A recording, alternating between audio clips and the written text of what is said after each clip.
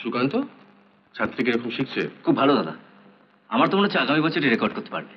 কিরে কি বলছে কি? আমি জানি না। তোমার দুটো থলে কেন? অন্যদিন তো একটা থাকে। দেখেছো কিরকম পাকা গিন্নিট হয়ে উঠেছে, সব দিকে নজর। বসে বসে আমি আসছি। মা এই নাও।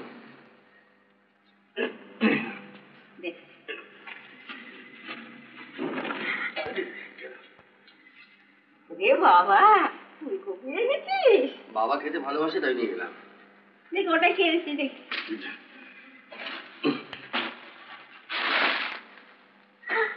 আবার মাংস নিয়েছিস?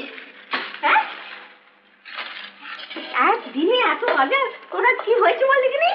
হবে আবার কি, একদিন একটু হইচই করা যাবে। এগুলো এত মাছ মাংস সবজি, হ্যাঁ একদিনে এত খরচ করলে সমস্যা শেষে কি করে তুই ম্যানেজ করবি? ওই ম্যানেজ করে নেবো। আজকে টনির জন্মদিন না? তোর এত মনে থাকে বাবা।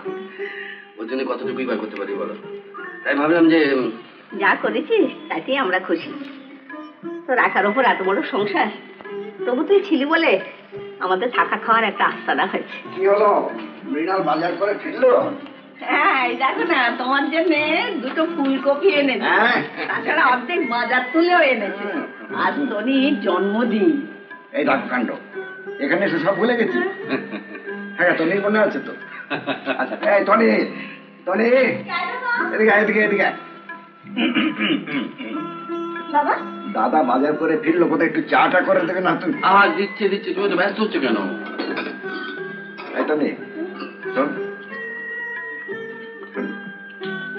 আজ তোমার জন্মদিন, সে কথাটা তোমার মনে আছে? দেখ কত বাজার করে এনেছে দাদা তোর জন্য আর জন্মদিন বলে।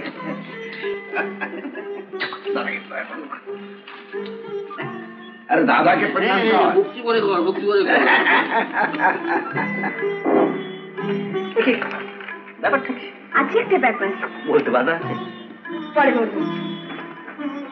ও বাবা, হ্যাঁ এই নাও তোমার সিগারেট। কি কাণ্ড, তুই দু প্যাকেট সিগারেট নিয়ে এলি বাবা? হ্যাঁ এসে থাকতে কিন্তু তুমি এসব খেতে না। না না, তা খেতাম না। জানো, দেশে থাকতে অভাব ছিল বটে, কিন্তু অভিযোগ ছিল না। কাজে কর্মের দিন কেটে যেত, বুঝতেই পারতাম না। আর এখানে এসে সময় কাটতে চায় না।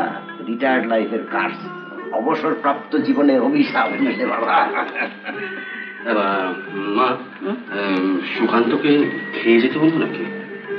বেশ তো বল না। আচ্ছা না না না, আমি বলছি তুই বসে বস। তনি দুপুরবেলা চা নিয়ে ওই ঘরে আয়।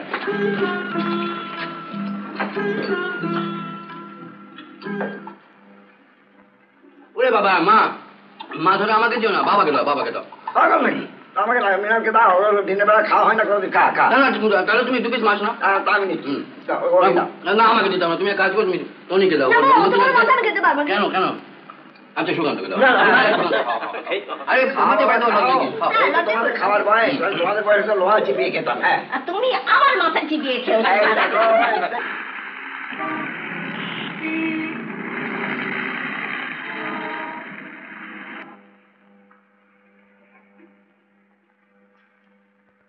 মিনাল, ও মিনাল, ওঠ, চা এনেছি নে। তুমি কেন? কোথায় গেল টনি? সুকান্তর সঙ্গে সিনেমা দেখতে গিয়েছে, আমাকেও যেতে বলেছিল। তুই গেলি তো পারতে। আমি গেলে তোকে আর তোর বাবাকে খেয়ে চা করে দিতে শুনি। চা দিও গো। এই যে বাইরে গিয়ে দেখলাম গরম গরম সিঙ্গাড়া ভাজছে, বুঝেছো? তা নিয়ে এলো, মৃণাল খেতে দাও সিঙ্গাড়া। তো তুমিও খেও, তুমিও খেও। হ্যাঁ তুই বসো, আমি চা নিয়ে আসি। বড় গরম, বুঝেছো? এবছর গরমে তোমার এখানে খুব কষ্ট হচ্ছে। সামনের বছর ভাবছি একটা পাখা লাগাতে পারবো। পাখা? তা বাবা আমাদের তো দেশের গায়ে ইলেকট্রিসিটি নেই, পাখার নিচে শুয়ে তো আমার অভ্যেস নেই। কি বলো গো? ও বাবা, তোর মা তো চা আনতে গেছে। বাবা পাখাটার দরকার তো। কিন্তু বাবা দেশের বাড়ি অনেক খোলামেলা ছিল, আর হাওয়া বাতাস ছিল প্রচুর। তুমি যাই বলো না কেন, এখানে তোমার গরমে কষ্ট হচ্ছে।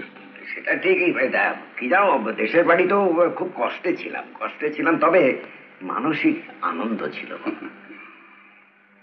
অভ্যেস মৃণাল, অভ্যেস হচ্ছে মানুষের সবচেয়ে বড় কথা। Habit is the second nature of man. তারপরে আরেকটা কথা কি জানো, আরাম যত চাইবে ততই বেড়ে যাবে, যত চাইবে ততই বেড়ে যাবে। তুমি যে সারা জীবন হেডমাস্টার কাটিয়েছো তা বুঝি ভুলতে পারছো না? কেন কেন কেন? ছেলের কাছে বক্তৃতা দিয়েছো? আরে না না না না, বক্তৃতা নয়। মৃণালকে বলছিলাম যে এখানে আমরা বেশ শান্তিতে আছি, আনন্দে আছি, বুঝলে? একটা কথা সবসময় মনে রেখো বাবা, হ্যাপিনেস লিভস ইন সিম্পলিসিটি। এই কথাটা যদি মনে রাখতে পারো না, জীবনে কখনো কষ্ট হবে না। তোমার সিঙ্গারা যে ঠান্ডা হয়ে গেল। ঠান্ডা হয়ে গেল? খাও। না না না, তুমি নাও না, তুমি নাও। আমি ছেলে মা নাও, তুমি নাও। হ্যাঁ নিচ্ছি। হ্যাঁ রে মিনাল, তনির বিয়ের ব্যাপারে সুকান্তর মার সঙ্গে কথা কিছু বললি?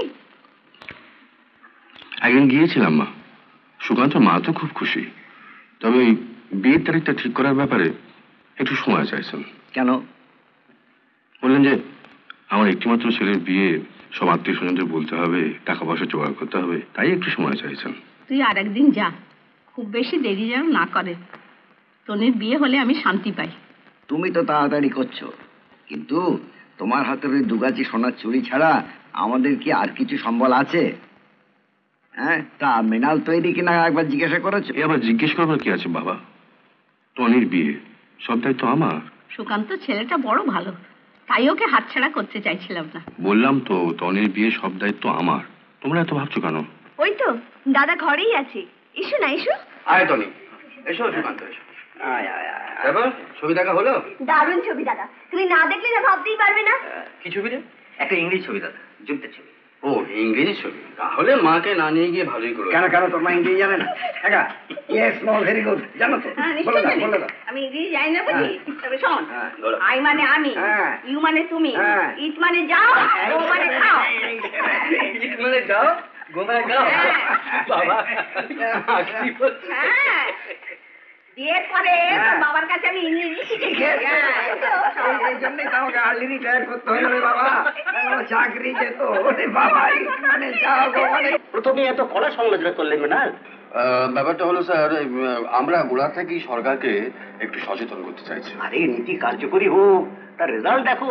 কিন্তু তখন অনেক দেরি হয়ে যাবে স্যার, প্ল্যানিং একটা ফাঁক রয়ে গেছে, সেটা যদি ঠিকমতো কার্যকরী না হয় তাহলে জনসাধারণ বিপদে পড়তে পারে। সেই জন্যই গোড়া থেকেই সরকারকে আমরা সজাগ করতে চাইছি। স্বদেশী আন্দোলনের সময় তুমি ক বছর জেল খেটেছিলে মৃণাল? আগে 2 বার। দেশ স্বাধীন হওয়ার পর রাজনীতি করলে না কেন? সংসারের দায়িত্ব সে কাঁধে চাপলো, তবে সক্রিয় রাজনীতি না করলেও আমি একটা মতবাদ বিশ্বাসী। সেটা নিশ্চয়ই সরকার বিরোধী। কেন স্যার, আমার সম্পাদকীয় লেখাটা কি আপনার পছন্দ হয়নি? না না, ঠিক আছে ঠিক আছে, চলবে। মৃণাল, আমাদের প্রধানমন্ত্রী আজকে অ্যাপ্রিসিয়েশন কনফারেন্সে উদ্বোধনী যে বক্তৃতা দিয়েছেন তার রিপোর্ট একটু দেখে দিও। আমি তাহলে এখন উঠলাম।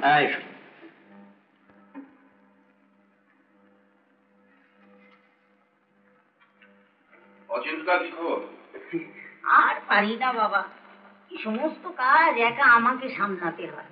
তোমাদের আর কি, সম্পাদকীয় লিখেই খালাস। আজও ভালোই। বুঝেছি। কি বুঝেছ? আপনার এখন চায়ের দরকার। Good boy, good boy. জানতে পাঠাও। না দেখি কত পয়সা আছে। হ্যাঁ দেখো দেখো। এই হলো ট্রাম ভাড়া, আর এই হলো ঠিক 2 কাপ চায়ের দাম। বংশী, এই শোনো, এই সিগারেট দাও। আপনি জানেন তো আমি খাই না।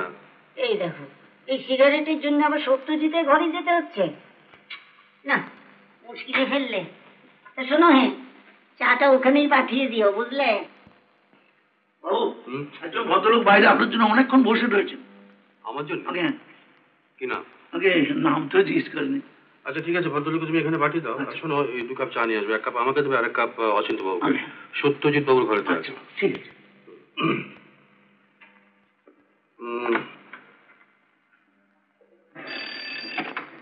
হ্যালো হ্যালো অরবিন্দ, ওই প্রধানমন্ত্রী বক্তৃতা কপিটা পাঠিয়ে দিন ভাই।